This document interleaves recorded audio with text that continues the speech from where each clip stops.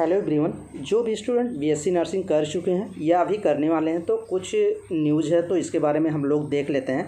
देखिए, जो all India में नर्सिंग फेडरेशन वर्क करती है तो नर्सिंग को जैसे नर्सिंग की संस्था बोल सकते हैं।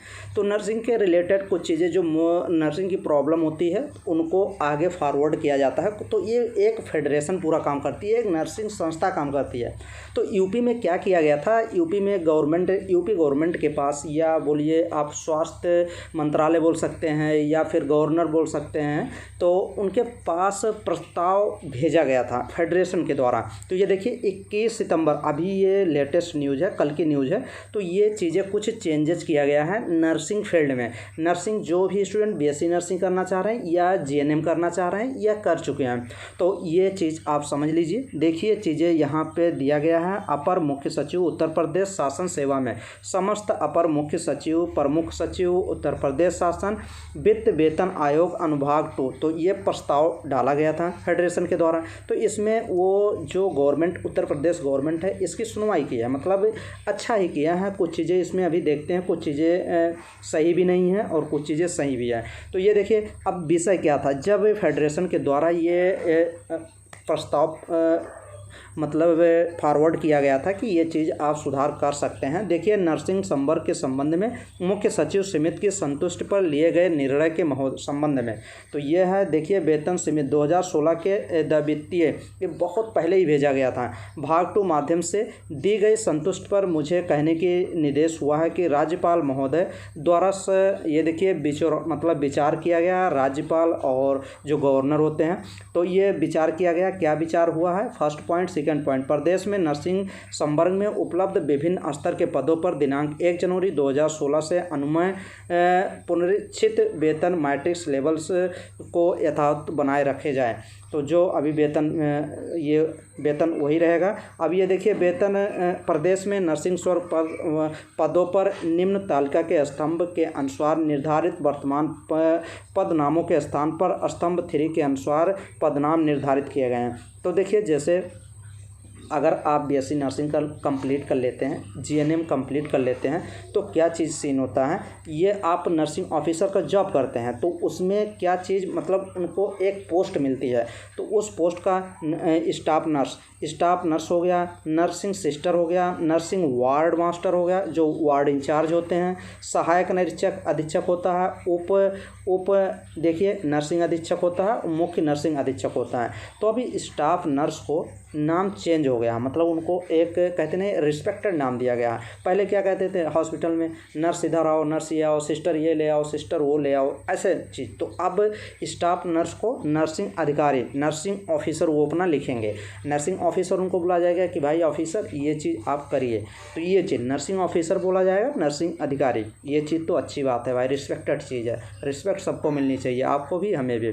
अब ये देखिए यहाँ पे नर्सिंग सिस्टर को, नर्सिंग सिस्टर या नर्सिंग वार्ड मास्टर को क्या बोलेंगे? सीनियर नर्सिंग अधिकारी बोलेंगे, मतलब सीनियर नर्सिंग ऑफिसर बोला जाएगा। जो हर एक हॉस्पिटल में हर एक वार्ड का एक नर्सिंग इंचार्ज होता है, वार्ड इंचार्ज होता है, वो स्टाफ नर्स ही होता है, तो उनको सीनियर नर्सिंग अधिकारी बोला जाएगा। ये अच्छी बात है। सहायक नर्सिंग अधीक्षक को सहायक नर्सिंग अधीक्षक ही बोला जाएगा।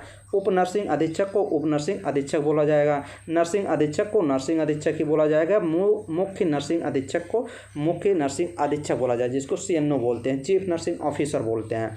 तो ये सब तो पहले चीफ नर्सिंग ऑफिसर बोले ही जाते थे। Chief nursing officer, NS, CNA, DNS, ये सब सही था चीज़ें। ये यहाँ पे स्टाफ नर्स को नर्सिंग ऑफिसर बोला जाएगा और nursing sister, nursing ward master को सीनियर नर्सिंग ऑफिसर बोला जाएगा।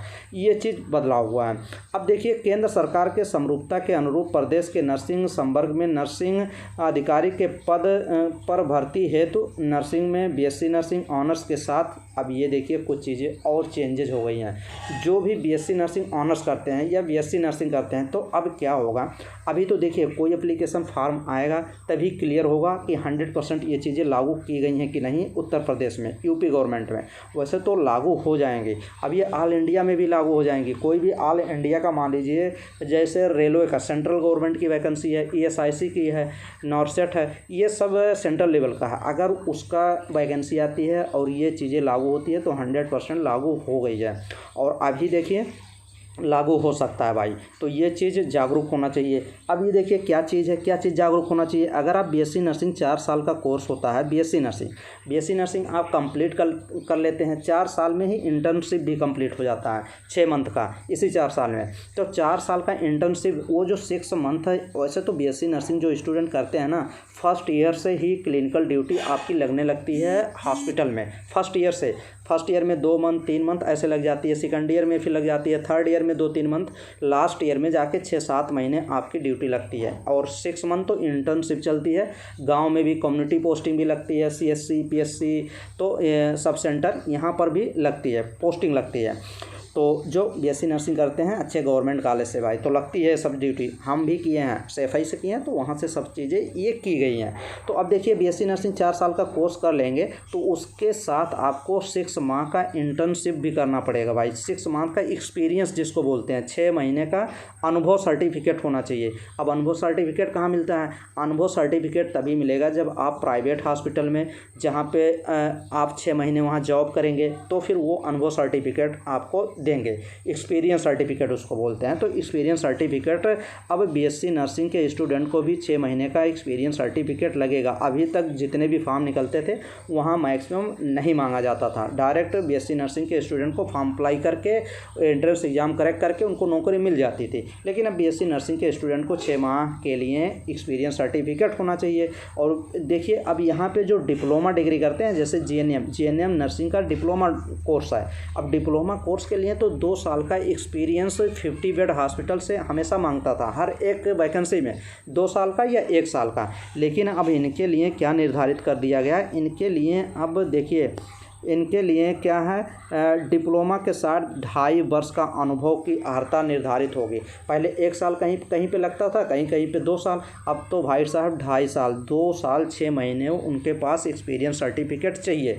तो ये भी तो भाई गलत बात है ना। इतना सर्टिफिकेट या नौकरी दो, काहे के लिए? नौकरी करेगा तो सीख नहीं जाएगा। अब एक्सपीरियंस सर्टिफिकेट आप इतने महीने और मंथ का मांग रहे हो। जब कोर्स स्टूडेंट करता है तो वो इतना नॉलेज उसको हो जाता है कि वो एक पेशेंट का केयर ट्रीटमेंट कर लेगा, जो बेसिक चीज़ें हैं, तो वो और हर चीज़ें हॉस्पिटल में सीख जाता है। तो इतना तो अब फालतू चीज़ें हो रही हैं, मुझे तो लग रहा है सही नहीं है भाई। लेकिन क्या करोगे, गवर्नमेंट तो लगा ही रही है, तो लगा रही है। तो ये चीज़ें हैं, तो यही चीज़ें बदलाव किया गया है, यहाँ पे नाम चेंजेस किए गए हैं, तो ये तो अच्छी बात हुई। अब ये 6 मंथ इंटर्नशिप भाई, अरे इंटर्नशिप या एक्सपीरियंस आप गेन करिए, तभी आप फॉर्म अप्लाई कर पाएंगे। जब फॉर्म निकलेगा तो ये क्राइटेरिया भी वहाँ पर लागू होगा।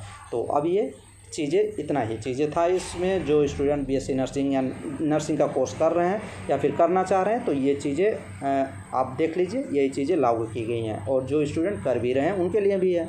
तो इतना ही था इस वीडियो में। अभी ये अपडेट लेटेस्ट था तो मैंने बना ही दिया वीडियो। और चलिए, थैंक यू, धन्यवाद।